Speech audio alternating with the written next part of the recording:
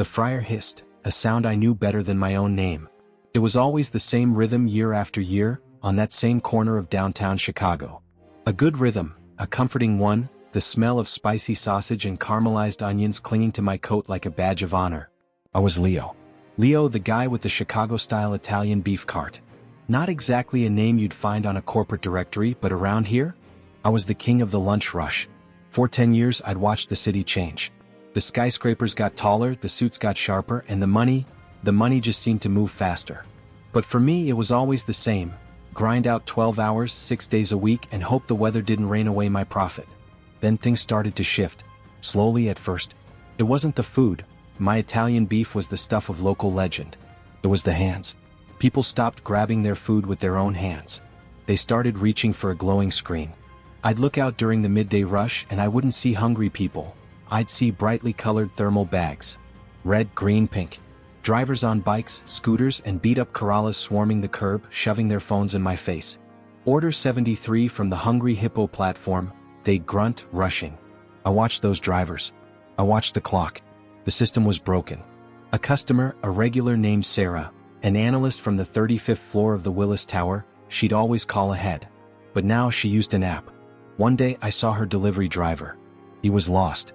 Standing right across the street, looking at his screen like it held the secret to the universe, while her perfectly dipped sandwich was getting cold in my warming tray.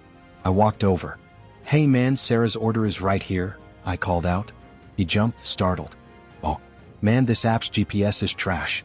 It sent me 3 blocks the wrong way. I've been driving in circles for 15 minutes. 15 minutes? That's an eternity for hot food. That's the difference between a satisfied customer and a complaint. And who did the complaint hurt? Not the app, they got their cut regardless. It hurt my food, my reputation, and my bottom line. I started paying attention. Really paying attention. I saw drivers double parking illegally, racking up tickets.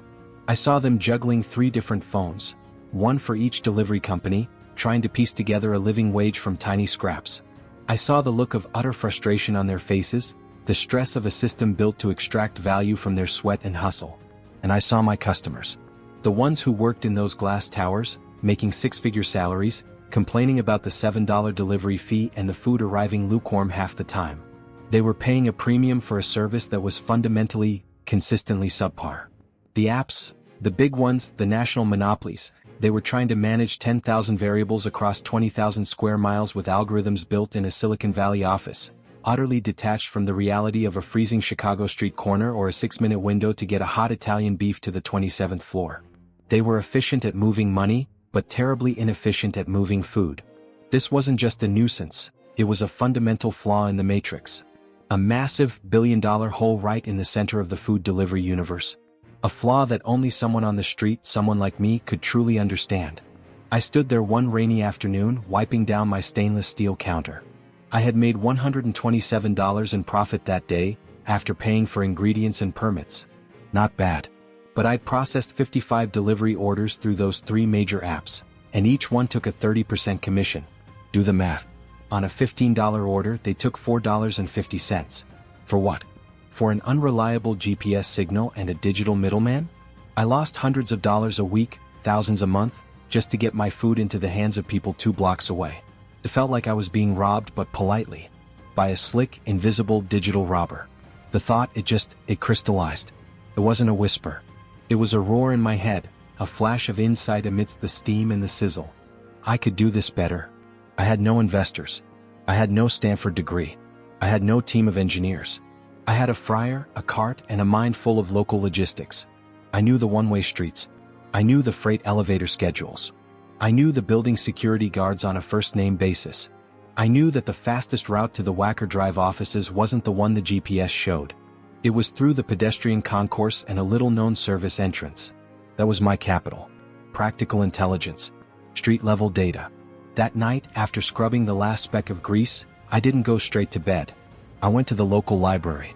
I sat down at one of the old, sticky computers and I typed in 2 terrifying words, how to code. It was like staring up at a skyscraper, not from the ground but from a basement pit. The language, the syntax, it was all alien. HTML, CSS, JavaScript, Python. It sounded like an ancient spell. But I was motivated.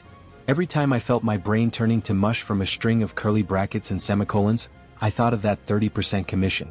That $4.50 I was handing over for nothing. That was my fuel. That was my caffeine. For months, the schedule became brutal. 12 hours on the street, sweating, slinging sandwiches. 4 hours at the library, eyes burning, wrestling with tutorials on my cracked laptop. 2 hours of sleep. Repeat. My friends at the cart next door, Maria who sold churros and David who had the hot dogs, they thought I was studying for a citizenship test, maybe. Leo, what's with all the glow from that screen? Maria would ask, wiping flour from her hands. Just trying to figure out a better way to get my food to the hungry people, Maria, I'd say. I focused only on the absolute essentials. I didn't need a national behemoth. I needed an app that could do 3 things. 1. Let people order my food. 2. Tell me exactly where they were, with local precision, accounting for building entrances and traffic choke points. 3. Let me find and pay a reliable local driver a fair wage. I called it Street Serve. Simple. Direct. It wasn't about venture capital or disruption. It was about service. The first, clumsy version of the app, it looked like something a 5th grader made in a computer class. The buttons were too big, the font was hideous. But it worked. I tested it first. I made Maria order a sandwich. I went to the alley entrance she was at, timing myself. 7 minutes and 14 seconds. Hot, fresh, perfect. No fuss, no wandering driver. Then I hired a driver. Not a random gig worker from a list. I hired Marco. Marco was a retired mailman, knew the city grid like the back of his hand, and he had a perfectly maintained, beat-up Honda Civic. I promised him 80% of the delivery fee, and I took a small, flat $1 service fee from the customer, just enough to cover basic operating costs. No 30% cut. None of the complicated, exploitative nonsense. The first real order came in on a Tuesday. From a guy on the 19th floor of the Aeon Center. My hands were shaking. Marco was waiting. Marco got the food. Marco navigated the grid. 9 minutes and 21 seconds. My phone buzzed. A text message, not an app notification. It was the customer. Leo, is this a new service? That was the fastest, hottest Italian beef I've had in 2 years. I'm canceling my other delivery subscriptions. You're the best. That was it. That was the validation. A single text message. The David versus Goliath battle had just begun, not with a sling, but with a perfectly executed, piping hot sandwich. But moving from my one cart, from one loyal customer, to a full-fledged local platform, that was the gap. That was the abyss. And that's where the real struggle started. Getting the code to work was one thing. Getting the city to notice? That was another mountain entirely. A steep, freezing, Chicago-sized mountain. And my savings? They were dwindling fast. I had maybe $3,000 left in the bank, and my cart needed a major repair. The early validation of Street Serve was intoxicating. I felt like I'd found a secret key to the city, but the glow faded fast. Building an app is like building a house of cards. Scaling it? That's when the wind hits. Marco, my first driver, he was fantastic. He loved the system. He was making more per hour than he ever did before, and he felt respected. I paid him instantly, right after each delivery. No waiting a week for the corporate check to clear. This gave him control and it gave me loyalty. The problem? I only had one driver and one cart. The major apps, let's call them the big 3, they had armies. Hundreds of thousands of contracted drivers, multi-million-dollar marketing budgets, and the inertia of being the default option. I was Leo, the guy with the delicious Italian beef, tucked away in an app that nobody knew existed. My days became a kind of financial and logistical schizophrenia. From 6 a.m. to 3 p.m., I was the Italian beef vendor. I was physical, shouting orders, slicing meat, fighting the steam and the cold. That was the income, the fuel. I still had to process orders through the big 3, I couldn't just cut them off.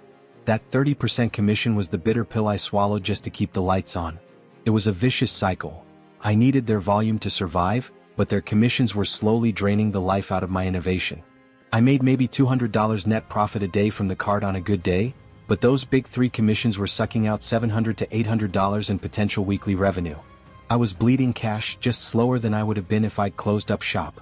Then, 3 p.m. to 10 p.m. was my developer, my head of marketing, and my customer service agent time. I'd be sitting in the back of the cart or back at the library, surrounded by the smell of deep fryer oil, trying to figure out why my code kept breaking on Android phones. I'd budgeted $1,000 to hire a local freelance designer to make the app look less like a spreadsheet and more like a professional platform. But when the quote came back, $3,500? I nearly threw up. My entire remaining savings felt like a joke. I had to teach myself basic design principles. I spent a miserable week learning about UI/UX, realizing my bright orange buttons clashed horribly with the Chicago skyline background I'd chosen. Every new skill was a trade-off. Every hour spent coding was an hour not spent resting, not spent with friends, not spent strategizing. The city seemed to be working against me. One morning, the health inspector hit me with a surprise visit. Everything was fine, clean, perfect. But then he saw Marco pulling up in his Civic to grab a StreetServe order. The inspector pointed to Marco's car. "You're operating a delivery service, Leo. That requires a different set of permits. Higher insurance, a separate health certification for transit, and a commercial vehicle designation." I felt the blood drain from my face. This wasn't just a food cart operation anymore. The city saw me as a logistics company, and the regulatory burden was crushing. The application fee alone was nearly $400, and the insurance hike was quoted at $2,000 a year. Money I simply did not have. I felt the walls closing in. The universe was screaming, "Stay in your lane, Leo. Stick to the beef." That night, I had one of those dark, paralyzing doubts. Was I crazy? Was this just an ego trip? The big three had billions. They had lobbyists. I had a leaky faucet on my cart and a persistent bug in my payment gateway. I almost deleted the StreetServe code. Seriously. My finger hovered over the delete repository button. Just go back to the cart, Leo. It's hard, but it's safe. But then I remembered Sarah, the analyst. I remembered Marco, who was depending on my system for fair pay. And I remembered the $4.50 I lost on every order. The principle was worth fighting for. The idea that local knowledge and genuine service could beat brute force technology. I decided to take a huge gamble. I went to David, the hot dog vendor next to me. David was always complaining about the delivery apps. I showed him StreetServe. I showed him Marco's clean record and the customer reviews. I explained the $1 service fee versus the 30% commission racket. "David, if I handle the drivers and the platform, would you use it for your hot dogs? You keep your money. I just need you to trust me. And I need a small upfront loan to cover these new permits." I asked him for $2,500. It was everything I needed for the permits and the insurance increase. It was terrifying. It was asking a friend to bet on a software company run by a guy who smelled like onions. David thought about it for 2 days. He looked at my worn-out cart, then at my determined, tired face. Finally, he shook my hand. "Leo," he said, pulling out a wad of cash from under his till, "you always make the best Italian beef. You see things others don't. If this works, maybe I can finally afford to send my daughter to that community college." The pressure was now astronomical. I wasn't just risking my own financial ruin, I was risking David's savings. This $2,500 loan felt heavier than any 40-pound tray of sausage I'd ever carried. The new funds bought me the licenses and the insurance. It bought me legitimacy. I hired a second driver, Javier, a college student needing flexible hours, and guaranteed him the same 80% cut. The system was running barely. Now I had 2 vendors, the best Italian beef and the best Chicago hot dogs, and 2 drivers. It was still tiny, but it was a micro-ecosystem. Then came the real test. The big 3 noticed the decline in their commission volume from my corner. They didn't send a warning, they didn't send a corporate lawyer. They used the tool they knew best, algorithms. They started aggressively discounting my food on their platforms. A flash sale, 20% off Leo's Italian beef, but only through their app. They were selling my food at a loss to them just to drive me out of my own market. It was a digital price war I couldn't possibly win on my own margins. My own customers, the loyal ones, started asking, "Leo, why is the beef cheaper on the app? Should I just order it there?" It was a brilliant, cruel move. They were using my own product to financially suffocate my alternative platform. I had to find a countermove. I couldn't drop my prices, I'd go bankrupt instantly. I had to focus on the one thing they couldn't replicate, the experience. I had to switch from fighting price to winning service. My pitch to my customers had to be razor-sharp, immediate, and highly personalized. The price war was brutal. It was like being in a boxing match where my opponent had Kevlar gloves and I was wearing oven mitts. My StreetServe orders started to drop. People are rational. If they can get the same sandwich 20% cheaper on a different app, they will. The loyalty I'd built over a decade was being tested by a simple, ruthless pricing mechanism. I had to pivot fast. The focus shifted entirely to the delivery promise. I started putting small handwritten notes in every StreetServe bag. A simple, slightly smudged note that read, Thank you for supporting local service. Your food was delivered hot, fast, and Marco/Javier was paid fairly. Enjoy. Leo. It wasn't just words, it was a commitment. I also instituted the StreetServe 15-minute guarantee. Only for orders within a tight 1-mile radius, the heart of the financial district. If the order wasn't in the customer's hands 15 minutes after it was handed to the driver, the customer got a free dessert on their next order. I was betting my reputation and my profit on speed and precision. The big three apps quoted 35 to 45 minutes, often pushing an hour during peak times. They couldn't guarantee 15 minutes because they didn't know the city like Marco and Javier. They were optimizing for density, not speed. I was optimizing for the local sprint. This is where my practical intelligence paid off. I refined the app's internal logic. I didn't use a generic GPS map. I manually coded in the last-mile details. I tagged specific buildings, used the loading dock entrance on LaSalle Street. Avoid the Wacker Drive ramp between 12 p.m. and 1 p.m. Notify security at the desk for Building A. This wasn't something an algorithm could scrape from satellite data. It was lived experience. Marco and Javier became my logistics consultants. After every shift, we'd sit down and review the deliveries. The turn onto Randolph is blocked by the garbage truck at 12:45, Marco would say. The elevators in the IBM building slow down around 1:15 because everyone is leaving the gym, Javier noted. I'd update the code based on their human hyperlocal data. My competitors were running on models built on averages and historical data. We were running on real-time, granular truth. It started to work, slowly. A customer service manager named Ethan from a major law firm on the 42nd floor placed an order. He was a perfect target, high value, high stress, obsessed with efficiency. His order arrived in 13 minutes and 30 seconds. Piping hot. Ethan called me. He called my cell phone, which was listed on the handwritten note. He wasn't calling a faceless corporate hotline. Leo, that's insane. We ordered from the big app yesterday, took 48 minutes. Why is your service so much faster? I told him about the local focus, about Marco and Javier, and about the fair driver pay. I talked about control and quality. He laughed. So, you're telling me my lunch arrived faster because you treat your driver better?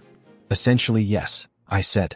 A happy, well-paid driver is a motivated driver who knows the city. It's a fundamental difference in philosophy. Ethan didn't care about my philosophy. He cared about the results. He said he managed catering for his firm's late-night meetings. He asked if I could handle 10 orders at 6:30 p.m. 10 orders. That was huge. It was more than I usually did in an hour. I swallowed hard. Yes, absolutely. I had to call David. David, can you hold 3 of those hot dogs until 6:20? I need the precision. Marco and Javier delivered those 10 orders perfectly, each one arriving within a 3-minute window of each other at 2 different building locations. The fee I made on those 10 deliveries was almost double the profit I would have made if they'd ordered through the big 3, even with their discounts. This was the crack in the monolith. The major platforms were optimized for individual, sporadic, low-value orders. They hated catering. It bogged down their system and required coordination they weren't built for. I realized that my small, locally optimized platform was perfectly suited for high-value corporate and bulk orders. This became my new focus: corporate lunch and late-night delivery. I started compiling a list of target companies, law firms, hedge funds, advertising agencies, all within my 1-mile 15-minute guarantee zone. I spent my downtime, when I wasn't coding or frying, printing out simple flyers. Not advertisements for Italian beef, but for guaranteed, timed, local logistics. The flyer read, "Tired of cold food and broken promises? We deliver your lunch/dinner from local vendors with a guaranteed 15-minute window. We are faster, more reliable, and keep the money local." I paid Javier an extra $50 to spend an afternoon slipping those flyers under the doors of key building managers and administrative assistants. The response wasn't a flood, but a steady trickle. High-quality trickle. My average order size on StreetServe was now about $45, catering for 2 to 3 people, compared to the $18 average on the big 3. My profit margin was vastly superior, even though my volume was still low. The $2,500 from David was almost gone. The insurance payment, the server fees, yes, the server fees were killing me. Scaling required better hosting, and better hosting cost $400 a month. I was dipping dangerously close to the last $500 in my personal account. The fear was still a dull ache, but now it was mixed with a powerful, burning hope. I wasn't just surviving, I was actively finding my niche and, more importantly, delivering on a promise the giants could never keep. The fight was still uphill, but I could finally see the summit. The small victories were starting to pile up, tiny bricks in the wall against the corporate behemoths. The fear didn't vanish, but it transformed. It became a focused energy. I was no longer afraid of failure, I was afraid of slowness. Every minute I wasted was a minute the big three used to solidify their dominance. My days were a relentless cycle. Cart, code, deliver. I officially partnered with David's hot dog stand. He became my second official vendor. His revenue on StreetServe orders quickly surpassed the volume he did through the big apps because I could deliver his high-value combo orders, the ones that involved specialized toppings and drinks, with total, guaranteed precision. He was thrilled. He paid back my loan, plus an extra $200 as a thank you. That money was my first true sign of external financial viability. I immediately reinvested that $200 into a better server hosting package. My focus on corporate clients was proving to be the winning strategy. The high-value orders were stable, predictable, and less sensitive to the big three's aggressive discounting. For a law firm billing $900 an hour for a meeting, a 15-minute guarantee on their $70 lunch was priceless. The small delivery fee and the cost of the food were negligible compared to the value of their time and the efficiency of their meeting. Word of mouth started working, but not the way traditional food businesses hope. It wasn't about the taste of the beef anymore. It was about the technology of the logistics. I started getting calls from administrative assistants, not saying, "Your Italian beef is great," but saying, "We need your delivery platform for our other lunch vendors." This was the pivot. The realization that I was no longer just running a food cart with an app. I was running a highly specialized logistics platform that happened to start with Italian beef. I approached Maria, the churro vendor. Her product was delicate, prone to getting soggy during long transit times. Her biggest complaint with the big three was the food quality upon arrival. "Maria," I explained, "I don't want a cut of your churro sales. I only want the $1 service fee from the customer for the delivery, and I want your order volume to keep Marco and Javier busy.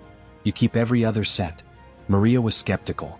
No platform took just $1. They all wanted 25, 30, or 35%. Sounded too good to be true. I sat with her, showed her my simple code, and explained my cost model. My entire profit comes from the volume of the $1 fee and the flat delivery charge, which was paid mostly to the driver. She agreed to a trial run. Within 2 weeks, her StreetServe orders doubled her delivery volume. What? Because her churros arrived crisp and warm within the 15-minute window. Her customers could taste the difference in the efficiency. The StreetServe ecosystem now included 3 vendors: high-protein lunch, comforting side dish, and dessert. And I had 3 full-time drivers: Marco, Javier, and I hired Tanya, a mother who needed hours that fit around her children's school schedule. They were all earning a stable, fair wage and were fiercely loyal to the system because it prioritized them. My cart revenue was still the anchor, the consistent cash flow. But the StreetServe revenue, the aggregation of those small, stable $1 service fees, was beginning to match my profits from the cart itself. I created a simple dashboard for the vendors. They could see their orders in real time, see their driver's exact location, thanks to my hyperlocal GPS mapping, and see their earnings instantly. The transparency was revolutionary in an industry defined by opaque corporate algorithms and delayed, confusing payouts. One day I got a surprising email. It wasn't an order. It was from a regional manager of one of the big 3 apps. Subject: collaboration opportunity. I deleted it instantly. I knew what it was: a velvet glove wrapped around an iron fist. They wanted to absorb my tech, acquire my local data, or simply bury me with a restrictive contract. I wouldn't sell the local advantage for a quick payout. I kept my head down, focusing on refinement. I spent 3 weeks optimizing the driver dispatch logic.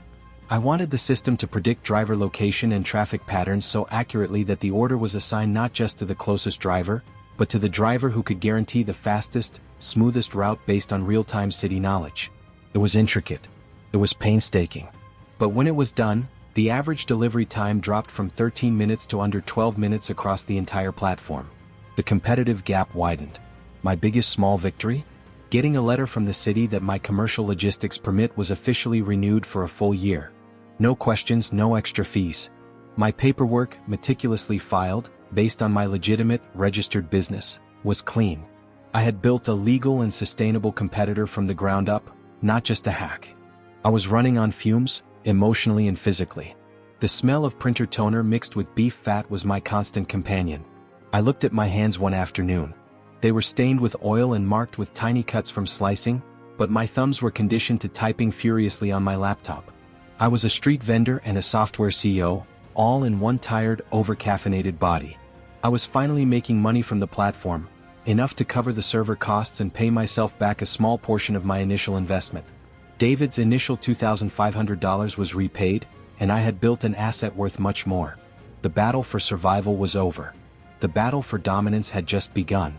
The success of StreetServe was now undeniable, but it was still a local secret. We were handling maybe 50 high-value deliveries a day across 3 vendors, generating predictable, sustainable revenue.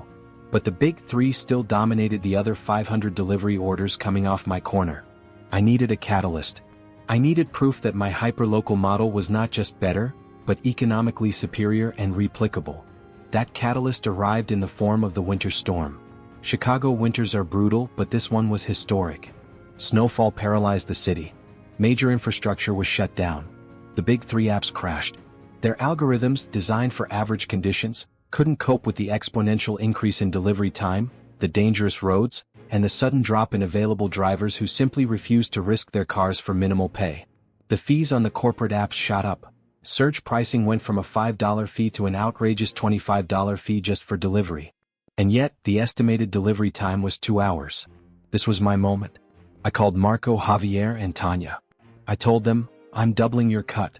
For the next 48 hours, you get 160% of the base delivery fee.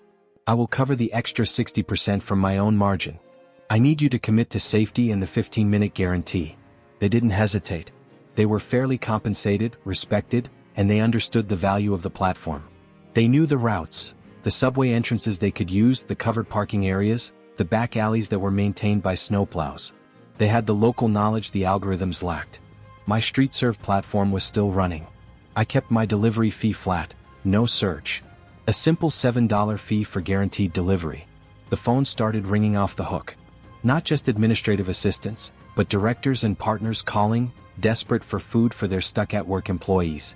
They didn't care about my Italian beef. They cared that I was the only operational logistics link in the entire financial district. The volume of orders over those 2 days was staggering. We processed 150 orders on the first day alone. That's an order every 5 minutes for 10 hours. Marco and Javier were rotating shifts. Tanya focused on the closer buildings. I was running orders myself, throwing on an insulated jacket over my apron, zipping through the pedestrian concourses with a backpack full of hot food. The $1 service fee on 150 orders brought in $150. The delivery fees, after paying the drivers their massive bonus cut, yielded another $800 in pure profit for me. But the real gain was the reputation. The next week, the storm had passed, but the memory lingered. Ethan, the law firm manager, called me. Leo, you saved us. The partners will never forget that your service came through when the others failed. We are making StreetServe our exclusive delivery platform for all internal catering. And we want to introduce you to our friends. Within a month, I added 7 new corporate clients, including a major hedge fund and a tech startup. The irony was delicious, a street vendor's app serving a tech company. The true resolution came from the realization that StreetServe was bigger than my Italian beef cart. I couldn't be a vendor and a CEO forever. The cart was the beginning, the app was the future. I sold the Italian beef cart. Not shut it down, but sold it to a young, hungry immigrant named Ricardo, who promised to keep the tradition alive. I sold him the equipment and the prime location permit for a fair price, enough to inject a necessary $20,000 of capital into StreetServe. I moved my operation into a tiny, cheap office space a few blocks away. Marco, Javier, and Tanya became my first official employees, now paid a salary, not just per delivery with stock options in the company. I spent the next 6 months doing one thing: packaging the StreetServe model. It wasn't about coding a billion-dollar platform, it was about defining the hyperlocal operating manual. The guide on how to integrate local knowledge, fair driver compensation, and guaranteed speed into a transparent platform. The end game wasn't to fight the big 3 in every city, it was to license the StreetServe philosophy to local food entrepreneurs in other dense urban cores, Boston, Seattle, San Francisco. Let them own the local knowledge while I provided the proven, clean, and ethical technology backbone. My first licensing deal was in Boston, to a local family-owned seafood restaurant group. The lump sum licensing fee was $25,000, plus a small 5% royalty on their net delivery revenue. It wasn't millions. It wasn't billions. It was sustainable, ethical, and scalable. I didn't beat the giants. I carved out a niche that was too specialized and too principled for their bloated, algorithmic systems to compete with. The innovation didn't come from a boardroom. It came from the gritty, efficient, and deeply human logic of the street.